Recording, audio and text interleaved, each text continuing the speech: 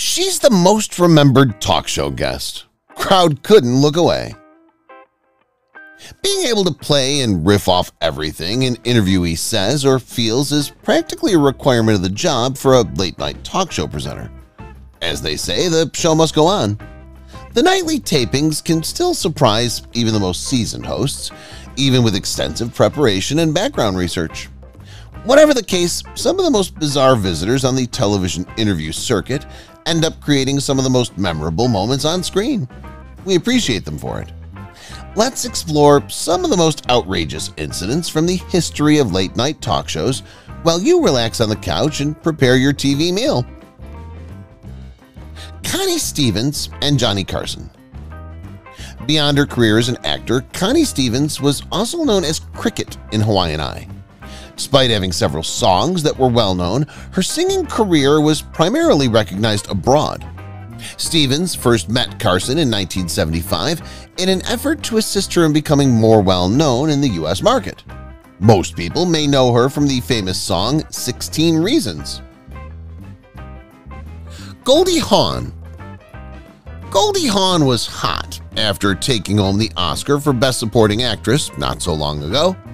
Despite the fact that most people thought she was a dumb blonde, she was the talk of the town. As they say, who's laughing now? Hawn has gone on to produce and win countless prizes for outstanding performances. Dolly Parton and Johnny Carson. Despite being a well-liked performer, Carson had a reputation for pushing the envelope. Carson frequently questioned the singer and actress about her appearance rather than her innate abilities and future endeavors when it came to Parton, who, for whatever reason, persisted in appearing on The Tonight Show. Sherry Bellante and Merv Griffin. Sherry Belafonte's success as a dancer, actress, and model was never enough to compensate for her father, Harry Belafonte's fame. Prior to taking the stage, Sherry worked as a production assistant and publicist. Her performance on the Merv Griffin program was one of her earliest appearances on late-night talk shows. Allie McKelka and Jimmy Fallon.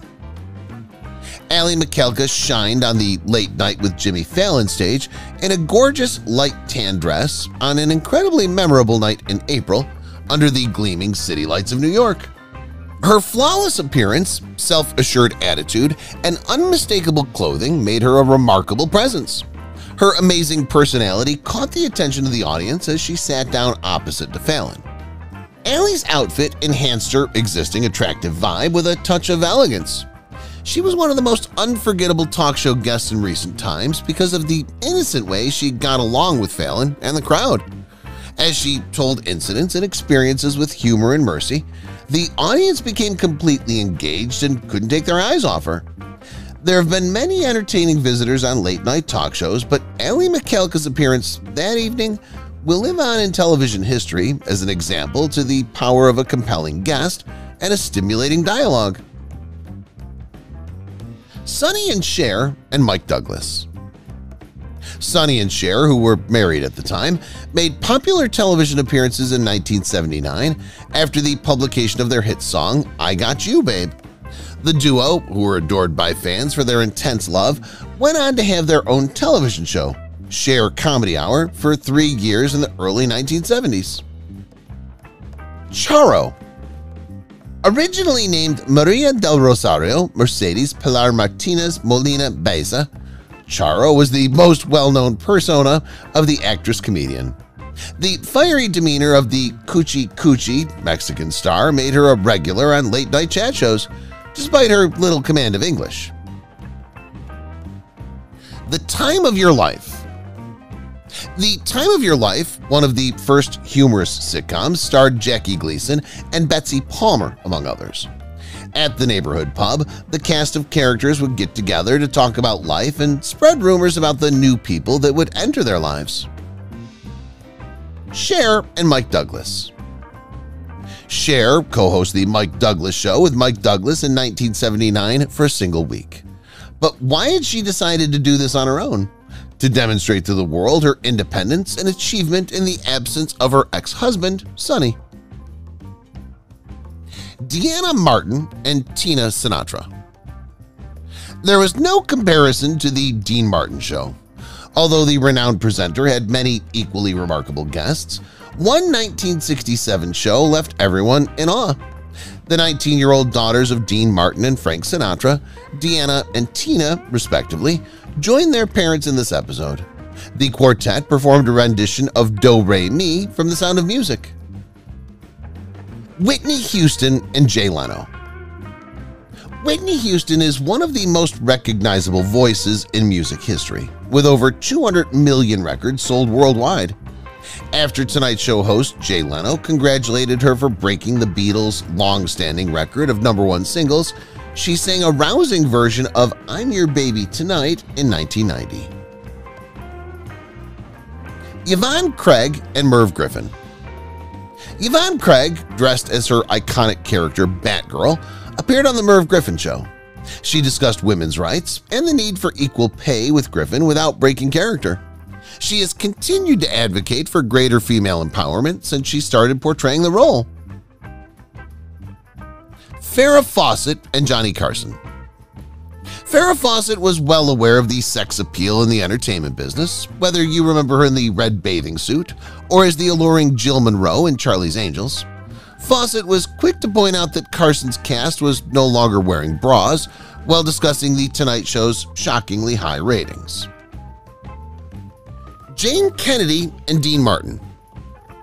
Jane Kennedy was a model, sports commentator, television personality, actress, and dancer who broke various gender and racial boundaries in the entertainment industry. After 3 years on The Dean Martin Show, Kennedy became the presenter of Greatest Sports Legends, making her one of the first female NFL broadcasters.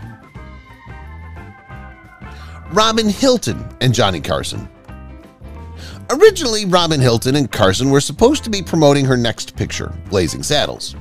However, when the presenter continued to press her with aggressive and hostile professional inquiries, asserting that Hilton's career was founded on beauty pageants, she had a frank reaction.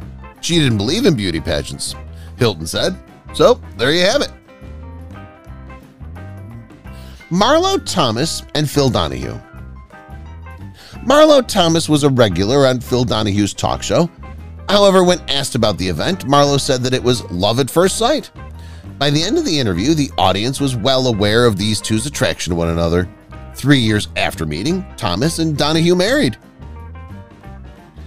Madonna and Johnny Carson. The Queen of Pop made her television debut on Johnny Carson's The Tonight Show on June 9, 1987. The Material Girl singer was expected to be like any other famous visitor, but that was far from the reality. Madonna flirted with Carson throughout the conversation. Madonna would eventually travel the world to promote her new album, Who's That Girl?, making her Tonight Show interview even more famous. Janice Joplin and Dick Cavett. Janice Joplin appeared on The Dick Cavett Show on August 3, 1970, and played Half Moon and My Baby. Unfortunately, Joplin died months later, nearly on the same day, from a suspected heroin overdose. She's regarded as one of the founding members of the feared 27 Club. Raquel Welch and Dick Cavett. As professional as Dick Cavett was as a television presenter, he certainly let his tie down when the lovely Raquel Welch appeared. Welch's time on the program didn't equal her famous deerskin bikini outfit from 1 million years BC, despite her confidently repealing skin with a flawless golden complexion and sparkling white grin. Donna Summer and Johnny Carson. Donna Summer performed on Johnny Carson's show in 1979. The Queen of Disco made it a point to show Johnny and his audience that she was competent in areas other than music and theater. Summer, who understood how to repair automobiles herself, made Carson eat his words when he made a terrible comment about women being mechanically impaired. Doris Day and Johnny Carson. As an actress who had worked with Clark Gable and James Garner, Carson demonstrated to his audience exactly how accomplished his guest, Doris Day, was. Day was also renowned as the voice behind the songs My Dreams Are Getting Better All the Time and Sentimental Journey. Cassandra Peterson and Joan Rivers. Joan Rivers presented the Halloween edition of The Tonight Show in 1985, filling in for Carson as a guest presenter. Elvira, the Mistress of the Dark, was the guest. Cassandra Peterson's gorgeous vampire alter ego captivated Rivers' attention throughout the shocking episode. Zsa Zsa Gabor and Johnny Carson. Same context. Twister, an acrobatic design game, was a flop when Milton Bradley debuted in 1966. It just didn't sell well. However, when Zsa Zsa Gabor played the game with Johnny Carson for a whole show, its popularity skyrocketed. Twister sold 3 million copies months after the episode aired.